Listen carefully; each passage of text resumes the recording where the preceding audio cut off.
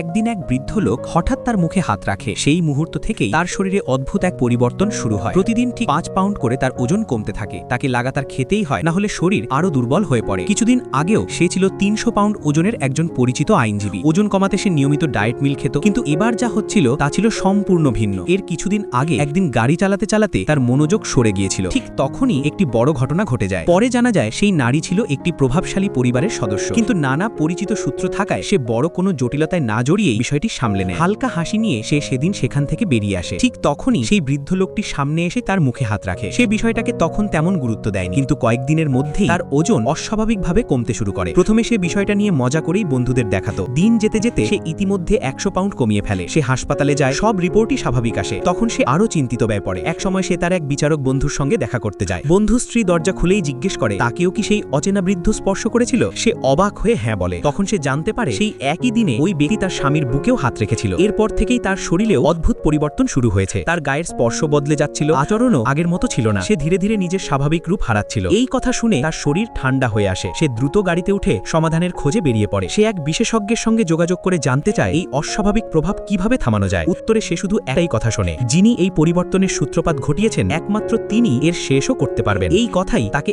এক শেষ সিদ্ধান্তে পৌঁছে দেয়। সে সেই বৃদ্ধ লোকটিকে খুঁজতে খুঁজতে একটি ভ্রাম্যমাণ সার্কাসে পৌঁছায়। সেখানে নাগরদোলার নিচে সে অবশেষে তাকে দেখতে পায়। বৃদ্ধ শান্ত গলায় বলে, তোমার সময় খুব বেশি নেই। ঠিক তখনই এক তরুণী তার দিকে একটি শুকনো কাঠের পুতুল ছুড়ে দেয়। চারপাশে হইচই শুরু হয়ে যায়, আর নিরাপত্তা কর্মীরা তাকে সেখান থেকে বের করে দেয়। দৌড়াতে দৌড়াতে সে হঠাৎ তার সেই বিচারক বন্ধুর সামনে পড়ে যায়। এখন সে আর আগের মানুষ নেই, তার শরীর পুরোপুরি বদলে গেছে। তারা দুজনেই দ্রুত একটি গাড়িতে ওঠে। সামনে একটি ঝুলন্ত সেতু, পিছনে অজানা ভয়। হঠাৎ সামনে থেকে একটি বড় গাড়ি তাদের পথ আটকে দেয়। চালকের আসনে বসে থাকে সেই একই বৃদ্ধ লোকটি। পিছন দিক থেকেও আরেকটি গাড়ি দ্রুত কাছে চলে আসে। এক মুহূর্তের মধ্যে চারপাশ আলো আর শব্দে ভরে যায়। ঠিক তখনই তার চোখের সামনে সবকিছু ধীরে ধীরে ঝাপসা হয়ে আসে।